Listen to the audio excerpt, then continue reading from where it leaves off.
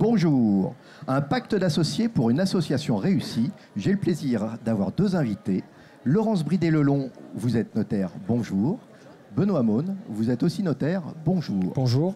Alors Benoît, à quoi sert le pacte d'associés? Alors un pacte d'associés, c'est un contrat tout d'abord qui régit les rapports entre les associés, qui a pour but de viser les dispositions liées à la vie de la société, à la sortie, et éventuellement à gérer les problèmes de minoritaires ou de majoritaires. Et Laurence, quelles sont les clauses principales que l'on rencontre? Alors, on ne peut pas lister les clauses principales, c'est-à-dire qu'en fait, il y a autant de clauses qu'il existe de sociétés. C'est du sur-mesure. On peut noter quelques exemples. Il y a par exemple l'entrée et la sortie d'un associé. Donc on va indiquer des règles du jeu, voire même parfois une méthodologie pour définir un prix. Autre exemple, on va mettre une clause de concurrence ou une clause d'exclusivité. Je ne veux pas qu'un associé fasse telle activité. On peut mettre également une clause de répartition des dividendes. Voilà, comment on va répartir, selon quel rythme. On peut mettre également une clause de préemption d'un associé en cas de cession. Enfin, voilà, ce sont quatre exemples, il y en a d'autres. Alors pour vous Benoît, qu'est-ce que vous aimeriez rajouter en matière de clauses? Alors il ne faut pas oublier que le pacte, son objectif premier, c'est d'anticiper les conflits qui pourraient subvenir entre associés. Donc toutes ces clauses, elles ont pour objet d'encadrer les rapports entre associés. Donc pour compléter, on peut éventuellement limiter le pouvoir du gérant dans son montant. C'est-à-dire que je suis gérant, jusqu'à combien de dizaines de milliers d'euros ou de milliers d'euros je peux engager pour la compte de la société sans être limité. Au-delà, on peut prévoir un mode de décision particulier. On peut également cadrer le pouvoir de la gérance en nommant un conseil de surveillance qui sera là pour juger des opportunités des décisions prises donc par la gérance, qui est un garde-fou pour le bon fonctionnement de la société. Alors, il y a éventuellement la possibilité de prévoir un droit de veto qui peut conduire à un blocage, mais on peut le lever avec l'unanimité ou dans le but de protéger des minoritaires. Et puis, effectivement, pour permettre de résoudre ces conflits-là, on prévoit souvent une clause d'arbitrage avec la nomination d'arbitres pour sortir des conflits sans aller au judiciaire. Et puis, enfin, pour bien marquer les engagements entre les associés, on prévoit une clause pénale qui sanctionne le non-respect des engagements de chacun. Alors quand on parle de tout ça, est-ce qu'on parle du pacte d'associés ou d'un pacte d'actionnaires pour une SARL et une SA, une SAS? Est-ce que ça concerne toutes les entreprises? Alors ça concerne toutes les entreprises. Quand la SAS a été créée, on pensait que compte tenu de sa flexibilité, c'était la fin du pacte. Mais effectivement, on constate que le pacte a d'autres avantages. Et bien que les SAS existent, il est très fortement conseillé d'avoir des statuts et un pacte pour régir toutes ces dispositions. Alors justement, on parle des statuts pour une entreprise, ça c'est quelque chose que l'on connaît bien. On parle du pacte d'associés. Est-ce que le pacte doit être intégré au statut? Alors non, nous ne conseillons pas au fait que le pacte soit dans les statuts. C'est important parce que si on intègre le pacte dans les statuts, on perd de la souplesse, entre autres. Tout à fait.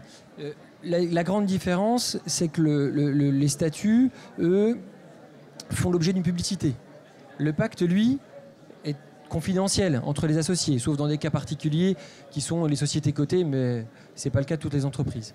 Donc l'intérêt de ne pas avoir un pacte soumis à publicité, comme les statuts, permet une certaine flexibilité et une modification assez facile. Dès que les associés sont d'accord à l'unanimité, on peut modifier ce pacte.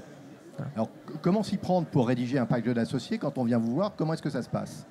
Il y a beaucoup de discussions avec les associés. On essaie de nous, notaires, de détecter les points faibles.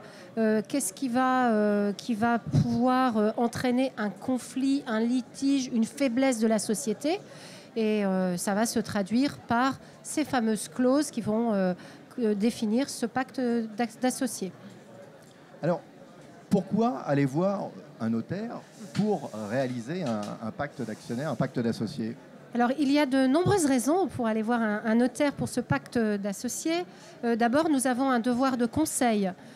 Donc, c'est même si vous ne venez pas nous voir pour un pacte d'associés, on peut vous conseiller un pacte d'associés. Voilà, à quel point notre devoir de conseil est important. On a le respect du secret professionnel. Donc ce qui est dans notre bureau ne sortira pas du bureau. Nous faisons des actes incontestables, donc c'est un point important, qui vont avoir une date certaine. Par ailleurs, un point qui est très recherché, c'est la nécessité de conserver ces pactes d'actionnaires, parce que c'est une réelle difficulté. Parfois, on demande aux chefs d'entreprise où est votre pacte d'actionnaires. Si ce n'est pas fait devant notaire, parfois les entrepreneurs cherchent ce pacte. Chez nous, il est conservé pendant 75 ans. Donc c'est une vraie différence par rapport aux autres professionnels. Et puis la flexibilité, nous établissons des actes authentiques qui sont dématérialisés, donc sous le respect de la confidentialité. On peut très facilement retrouver et envoyer ce pacte aux dirigeants ou en tout cas aux personnes qui ont signé, aux signataires de ce pacte. Alors, autre chose par rapport au notaire, vous avez un accompagnement qui dépasse, je crois, le cadre soit des statuts, soit du pacte d'actionnaires. Quelle est votre position par rapport au chef d'entreprise lui-même ? Là, il faut rappeler que le notaire est avant tout le conseil des familles. Donc quand on est spécialisé en droit d'entreprise, on ne peut pas scinder les deux choses, on a une approche globale. Contrairement à d'autres professionnels, vous avez votre expert comptable, vous avez souvent avocat d'affaires et votre notaire de famille. L'avantage du notaire juriste d'entreprise ou notaire spécialisé, c'est qu'il a une vue globale. Donc, c'est-à-dire que quand on reçoit un chef d'entreprise, on étudie son régime matrimonial, sa succession éventuelle, ses statuts, et puis qu'est-ce qui se passera au niveau de la gestion de la société en cas de décès. Donc en fait, on est pluridisciplinaire, on fait le lien entre toutes ces matières. Voilà. Puis, excusez-moi, et puis surtout, on a une vision long terme, c'est-à-dire que le pacte va être vu avec cette approche, cette anticipation sur les risques et les aléas de la vie de l'entreprise, de la vie du chef d'entreprise. Donc ça, c'est un atout qui est propre au notaire. À quel moment le chef d'entreprise doit-il venir vous voir, justement, par rapport à cette situation très générale ? Il faut retenir une chose, c'est qu'il n'est jamais trop tôt pour venir nous voir. Et on le constate tous les jours parce que quand on est dans le feu de l'action, de la création de société, du mariage, de l'acquisition de la maison, en fait, on traite les choses indépendamment les unes des autres. Et quand on décède, en fait, toutes ces choses-là ont des réglementations particulières et qui fait que lorsqu'on n'a pas vu ces choses de façon transversale, eh ben, on peut être face à des situations extrêmement compliquées. Donc ça va du conseil patrimonial, matrimonial, professionnel et même par rapport aussi à l'aspect assurance vie. Alors, nous sommes à l'ère d'Internet. On trouve beaucoup de choses sur Internet. Qu'est-ce qui fait qu'on va aller plus venir vous voir plutôt que de récupérer un document sur Internet, un pacte d'associés ? Mais il arrive que certains clients aient déjà fait des recherches sur Internet. En réalité, on voit bien que le monde dans l'entreprise, c'est le monde de la spécificité, de la particularité. On ne peut pas faire un copier-coller de ce qui existe déjà. Et le pacte d'actionnaires et le pacte d'associés en est la preuve. Chaque associé a sa particularité, a ses associés, a ses points forts, ses points faibles. Et c'est là où Internet n'apporte pas grand-chose, si ce n'est l'illusion de la gratuité et de la rapidité. Vous vouliez rajouter quelque chose, Benoît ? Oui, juste qu'effectivement, il y a de nombreuses informations qui circulent sur Internet, dont certaines qui ne sont pas toujours à jour, ne sont pas toujours justes. Donc l'avantage d'aller voir un professionnel, c'est d'avoir la certitude que le contrat qu'on fera le jour même sera à jour des dernières lois. Hein, parce qu'on voit bien, toutes les semaines, nous devons nous adapter aux nouveaux textes légaux. Alors, un dernier point, il y a une notion de certification aussi pour les notaires. Vous avez une labellisation, on peut vous retrouver un peu partout en France. Comment ça se passe ? Alors, il existe un label qui est le label notaire juriste d'entreprise.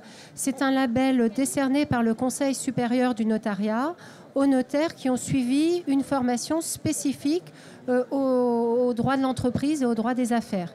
Donc nous sommes répartis effectivement dans toute la France et ce sont vraiment des notaires qui peuvent conseiller, sont à même de conseiller le chef d'entreprise et toute la vie du chef d'entreprise. Alors vous m'avez convaincu, j'ai envie de venir vous voir. Où est-ce que je peux retrouver et vous et toutes ces informations? Alors, le Conseil supérieur pourra vous donner la liste des notaires juristes d'entreprise. Bon, de façon plus simple, effectivement, on a le site des notaires de France, mais qui ne répertorie pas tous les notaires spécialisés. Mais sur le site de l'association NCE, effectivement, vous avez un maillage territorial et le nom des notaires spécialisés. Mais il convient quand même d'aller voir des notaires spécialisés en la matière, puisque c'est vrai, effectivement, on est sur du sur-mesure et sur un domaine qui est très particulier. L'ordre sera nous conseiller. Je vous remercie tous les deux. Merci. Au revoir.